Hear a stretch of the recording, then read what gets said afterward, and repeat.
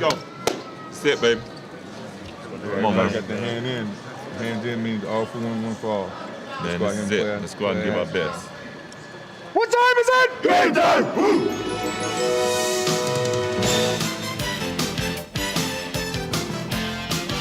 This is the NBA on NBC. The 1998 NBA Finals. Tonight, it's Game 6. The Chicago Bulls versus the Utah Jazz. A while ago at the Delta Center, the cast of characters began arriving for Game 6. Karl Malone, fresh off the great 39-point performance on Friday night. Michael Jordan held just 9 of 26 from the floor in Game 5. Antoine Carr, unexpected hero, helping to bring it back to Salt Lake, where John Stockton has family support. Dennis Rodman doesn't prefer Utah, at least it's close to Vegas. Scottie Pippen, whose MVP chances for the final may have been hurt by his 2 of 16 shooting on Friday night. Hornacek will open on Pippen. He'll try and post Scottie on him. They go to it right away. Stockton comes over on the double team. Now back to Scottie, and they couldn't recover. Hornacek was left alone with him, and an easy 2 for Scottie. That's going to be the strategy here early. Try to go at Hornacek with Pippen. Michael will do a lot of the ball handling in the first period. Malone hits his first. 17 of 27 in Game 5. As the whole Utah team shot better than 50%. Now Pippen has it. All alone, Kukoc. The one thing you don't want to do if you're Utah is get into a quick turnover battle here and give them easy points, especially Kukoc. Remember, he loves to get off early in quarters, and then he's a load the rest of the game. Hornacek from Stockton ties the game at 4. That was a great screen by Karl Malone. Hornacek set Michael Jordan up beautifully, and in a great entry pass by Stockton. Kukoc. You wonder if the Bulls went to Kukoc enough in Game 5. With Jordan and Pippen struggling, Kukoc was on fire but got only 13 shots. Stockton drives on Harper. Ties the game. Stockton didn't take a single shot in the fourth quarter of Game 5. His assist totals have generally been high. Hornacek is now 18 for 46 in the series. Jordan. There's his first field goal, and the Bulls take a 10-8 lead. If you take away Hornacek's 7 of 11 in Game 3, he's shooting around 30% for the rest of the series. Pippen with the hook.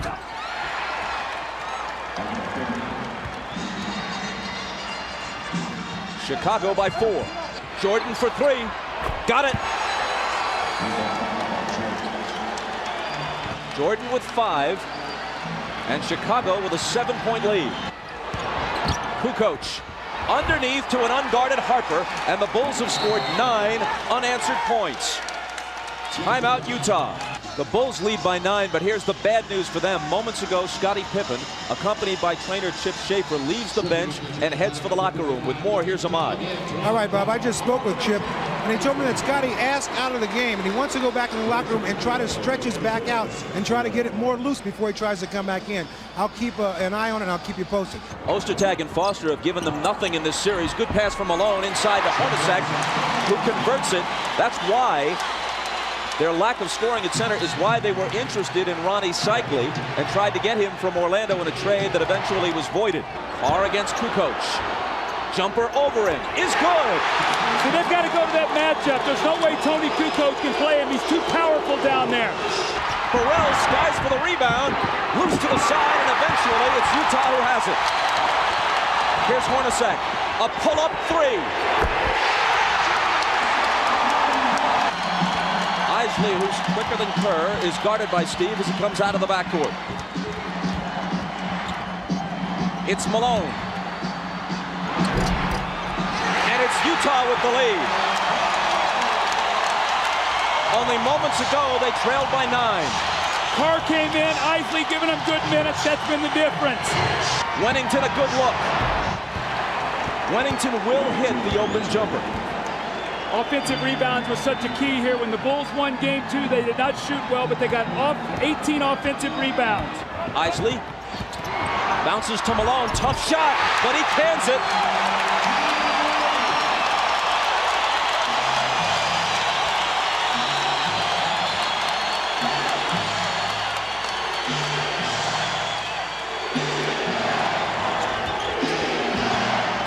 Jordan over Russell. Tied at 22 with half a minute to play in the period. Malone against Wennington. Off balance, hit it, plus the foul. See, Bob, that's what I'm talking about, being aggressive, Isaiah. Taking the ball to the basket. Ahmad Rashad back at the Delta Center, and early on, Scottie Pippen re-injured his back on that dunk shot that he had just at the beginning of the game.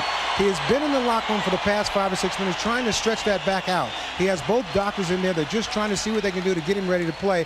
And if anything else happens, I will be here to report it to you. Bob? As Jim Gray reported before the game, Isley has been suffering from vertigo. Apparently not dizzied by the heights of Game 6 tonight. Shandon Anderson with a nice move. Every time Anderson comes in, they immediately go into post against either Burrell or Buechler. Rodman, good pass to Kukoc. Great back cut by Kukoc. He set him up, then back cut, faked him off the screen. Great pass by Rodman. Great look by Kukoc. See, Isaiah, though, Foster's got to push him over the top. That's what they did in the game 5, and Tony got 7 points to start the game. We have a further report on Scottie Pippen. Here's Ahmad. All right, Bob, I just found out that they're working on Scottie Pippen in the back, and I've been told that Scottie says he's telling the medical staff that he is not able to play. So that could be the end of it for Scottie tonight. Bob? Judd Buechler, who may get more minutes as a result, hits the shot from the side. Michael Jordan is also back in after resting about 2.5 minutes at the outset of the second quarter. Carr from Stockton. There you go. There you go. Now you see Carr pull up and hit the 15-footer, but a moment ago he pulled up and missed that little easy bank shot off the glass. The 15-footer dead on is a better shot for him to take than the one off the glass. Jordan wheels inside around Anderson, and again it's a 2-point game. Michael has 10. Malone in traffic, got his own and put it back in. That's that first offensive rebound that you talked about. Malone get it and got 2 points. Malone feels very confident against Longley and Rodman right now. He feels that he can get anything that he wants underneath.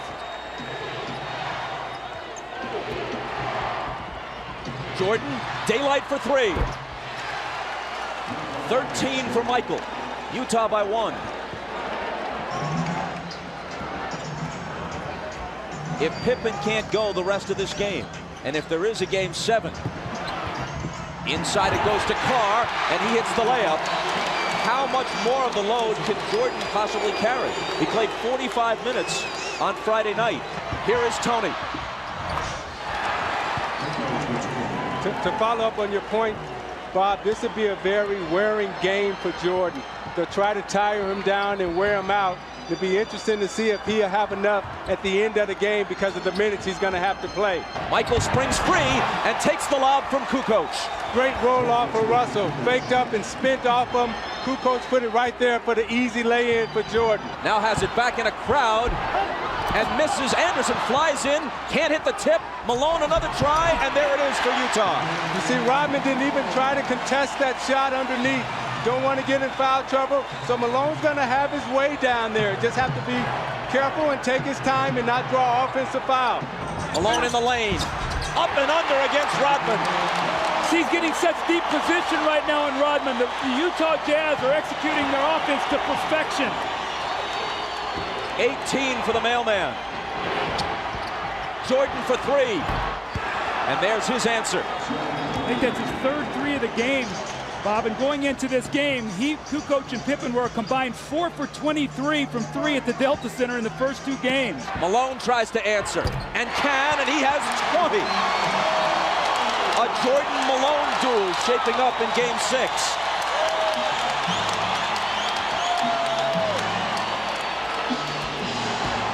Kukoc on the run. He's in double figures now with 10. Isaiah, how much is it going to take him to figure out that he's a left-handed player? And you can't let him come with a strong hand. You got to send him back to help. Kukoc on Russell. Gives him some room, and Russell accepts the challenge and drills the jumper. Utah by 2. You got to make Tony Kukoc play defense, and that's what Brian Russell did on that possession. Here's Michael. He's got 21. I'm watching Jordan, and he's in such a nice rhythm offensively. Everything is coming very easy to him. And right now they have to be really careful because this looks like this could be a 40-point game from him. It's Hornacek. See, Malone is getting the ball on the block where he wants it. They're running splits, they're running post-ups, and the Jazz are in a great rhythm right now. Jordan's the guy they want, even more so than usual, and that's why. 15 of his 23 have come in this quarter. Stockton from Malone. Beautiful slip on that play. Stockton went across like he was going to set the screen on Longley. Michael relaxed just a moment. He slipped it. The give and go, Isaiah. That was a beautiful play. Malone, the bounce to Russell. 2 big assists in the last couple of possessions for Malone. 3 seconds. Michael to half court. From there. Almost. Ahmad Rashad back at the Delta Center where the Jazz lead the Bulls by 4. Now the big story here in the first half has been the condition of Scottie Pippen's back. He has really been hurting. But during the halftime, the massage therapist gave him ice, massage. His back was having spasms. He got the spasms to stop, and Scottie Pippen is back out here on the floor. Whether or not he'll be able to play and play effectively, we'll find out. He is starting the second half. Let's go down to Jim Gray. All right, thanks, Ahmad. Well, they thought that Scottie Pippen was going to be out of the game, so Jerry Sloan told his guys they were going to focus a lot more attention on Michael Jordan. All of that, of course, could change now. Very unhappy with the way they defended the screens. He wants them to get over the screens instead of running through them. Happy with everything offensively. Bob? All right, Jim, and here we go. Utah in possession as we start the third quarter. Malone right to work.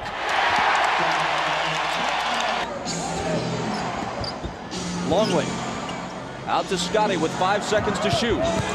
It'll be Kukoc. He has 12. Now Scottie's back out on the floor, but he's still moving very gingerly. Jordan pulls up and connects. 25 for MJ. See, Jerry Sloan is very upset. Adam Keefe did not show out on that screen. Michael came off there, not with the idea of passing. He knew his team needed 2 points. This is Scottie out high, immediately returns it to Harper. A little jump hook is good. Just the presence of Pippen on the floor, you've got to be able to honor him, and he's a great post feeder. Michael, fade away. See, if I'm Hornacek, I make Pippen make one of those shots. He's really rushing out to close out on him. He's got to show me he can shoot that ball before I'm too concerned with him. I got to be more worried about Michael Jordan. Michael's pass to Scottie. And finally, the tip drops. Rodman gets credit for the basket, but it looked like Pippen was not able to show us the usual body control that he'd normally have to finish off that play. Pippen giving it his best, and that time it was good enough. As we said, with that back injury, that little jump hook in the middle is an easier shot for Pippen to shoot because he can extend with his long reach and his arm length. Hornacek had a good first half and hits this one. They're really making Michael work on a lot of splits. Hornacek is being very active. They know that Michael is the majority of the offense today, so they've got to keep him in motion. Scottie splits the defense, can't hit the bank, but Rodman with a second tip. That's the energy we talked about that the Bulls needed from Dennis Rodman. He gave them nothing in the first half. That's 2 tip-ins for 4 points here in this third period. Back comes Utah looking for the lead. It's Chris Morris. Hornacek in the right place at the right time. You see, early offense, they got the shot up, and they didn't let Chicago get back and get set up. And so even though they missed it, they got a chance for a second shot opportunity. Isley hands it to Carr.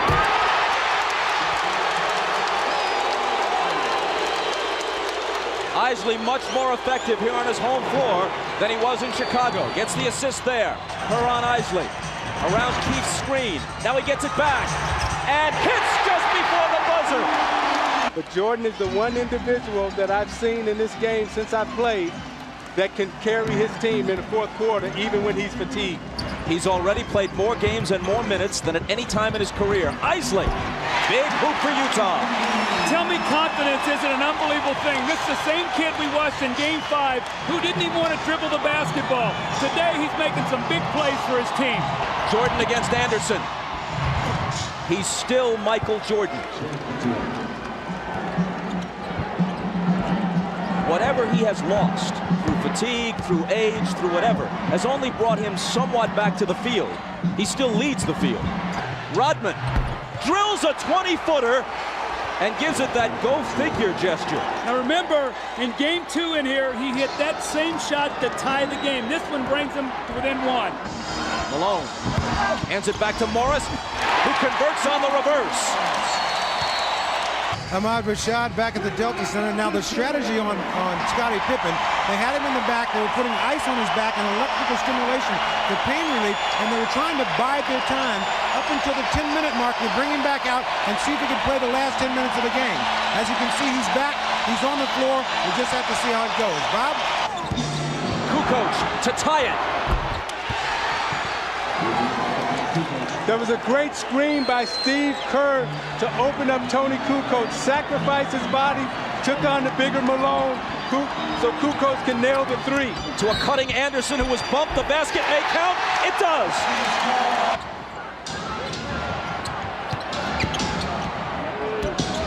Jordan with the jumper. And with 37 points, as Utah falls behind now for the first time since midway through the second quarter.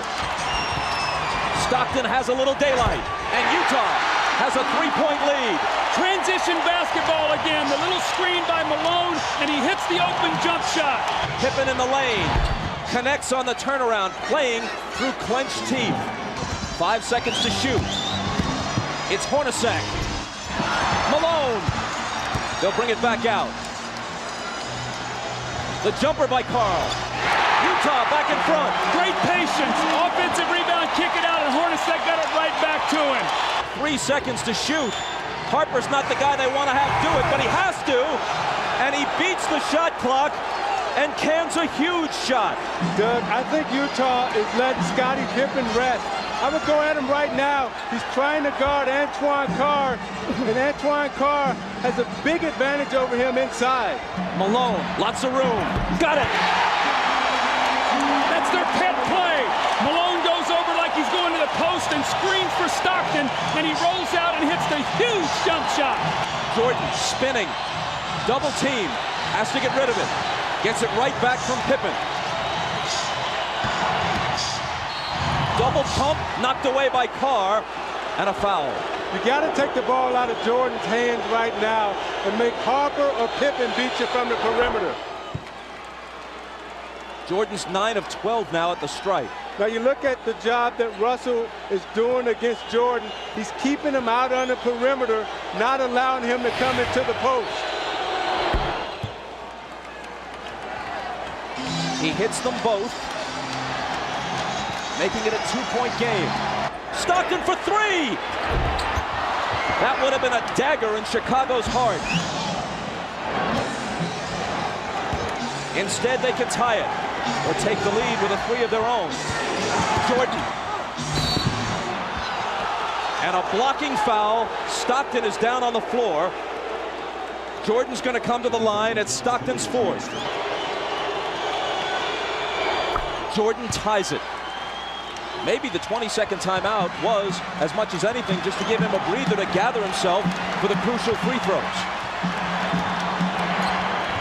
50 seconds. Malone. Cross-court Stockton, a 3. It's there!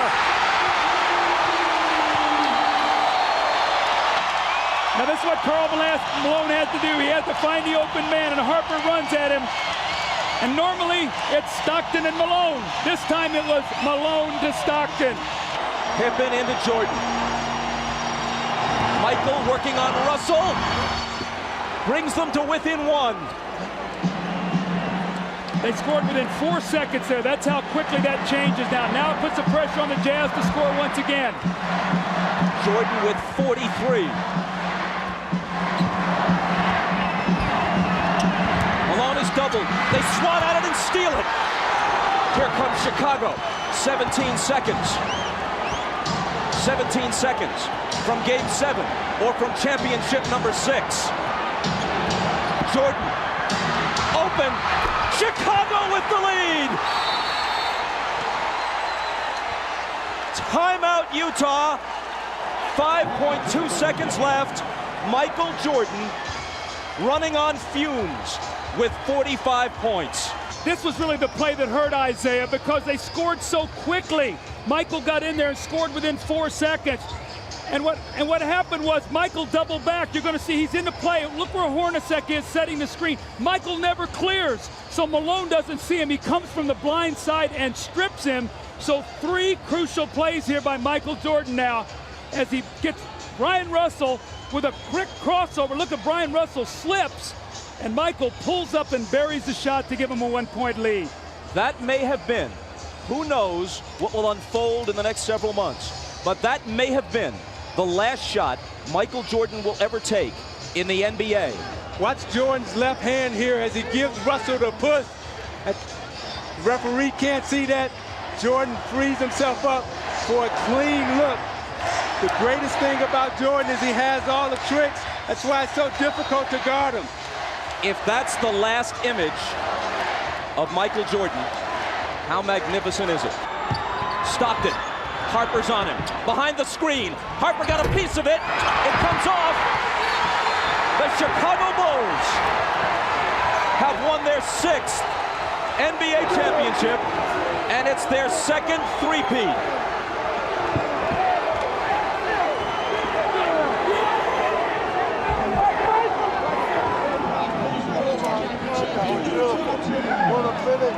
Jackson and Jordan, perhaps for the last time. It is now time to make the 1998 championship trophy presentation. Joining me up here are the chairman, Jerry Reinsdorf, vice president, Jerry Krause, head coach, Phil Jackson. And to make that presentation, here's the commissioner of the NBA, Mr. David Stern. The 2 best teams in the NBA this season were the Utah Jazz and the Chicago Bulls. These 2 teams in these finals, wonderfully matched and motivated, treated the world of basketball to NBA basketball at its heart-stopping best. To both teams, thank you. But to the Chicago Bulls, the 1998 NBA champion, and a team for the ages, congratulations to this team, to this organization, to its fans, and to these great players.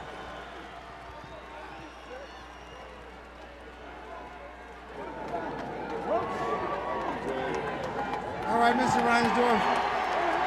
Chicago Bulls fans all over the world would like to know, are you going to do everything you can possible to bring these guys back here to try to do this all over again? Well, let me first, Ahmad, say that on behalf of millions of Bulls fans all around the world, it's an honor to accept this trophy. It's only unfortunate that we can't have co-champions, because this Utah Jazz team is just the greatest team that we've ever played. 2 years in a row, they took us as far as you could take anybody. Winning 6 championships in 8 years is unbelievable. It's a tribute to a great coach and his staff, great players, Scotty and Michael, an unbelievable performance by Scotty and Payne tonight. Jerry Krause and his staff, just unbelievable. And on behalf of millions of Bulls fans all over the world, I can only hope and pray that Michael and Scotty will come back and defend the championship one more time. I take that as a yes. You are going to try to bring them back. All right, once again, it is now time for the 1998 NBA Finals Most Valuable Player Award. And once again, here's the Commissioner, David Stern. Big surprise. 6 championships, 6 MVPs. Michael Jordan, get over here. You grace us with your presence. You've contributed mightily to our league. And tonight you gave one of the singular performances in the history of the NBA Finals. Thank you and congratulations, 1998 NBA Finals MVP, Michael Jordan.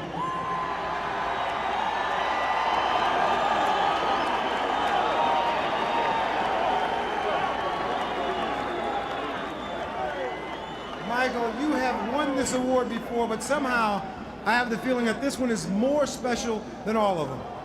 Well, let me say hello to my wife and my kids at home, because they desperately wanted to come. I didn't want them to come here today because I wanted to focus on the game, but I wish they were here to help me celebrate. I know they're there cheering, and I can't wait to get home. But to the Utah fans, you guys are a tough bunch to play in front of. You guys came out with a lot of loyalty and respect for your team. You made it really tough for us. We really, after losing Game 5 in Chicago, a couple of us dread coming back to Utah because we had to deal with the fans because of the energy that they bring to the game. But we had no choice, so we had to come in and play our best, and you guys made it a very competitive finals, and it's very worthy to win this, and I think of all the championships that we've won, this is the toughest. It doesn't get any easier, but at the beginning of the season, this was the goal that you set out for. How wonderful was it to make this into a reality? Well, I tell you, when you start the season, I'm pretty sure every team next year is going to start with the focus of finishing and winning their last game. We started with that focus. It was a long road, a lot of different tasks and little bumps in the road, but somehow we made it, and I think everybody who looks at this year is going to have a lot of gratification and understanding and a lot of dedication. There were a lot of times during the course of the season that people doubted the Chicago Bulls, doubted that you'd be able to come back and pull this off. Even during this finals series here, people doubted you. How did you guys stay so confident? Well, I mean, this team is one. Our leadership is strong. Our leadership is very positive, very determined, and it filters down to the rest of the players. And we never let anybody give up. We believed in it, and we kept coming for it. All right, I've asked everybody if they're all going to come around to try to do this again. One more time? I would love for that to happen. I think that's something that's got to have to be determined over the summer.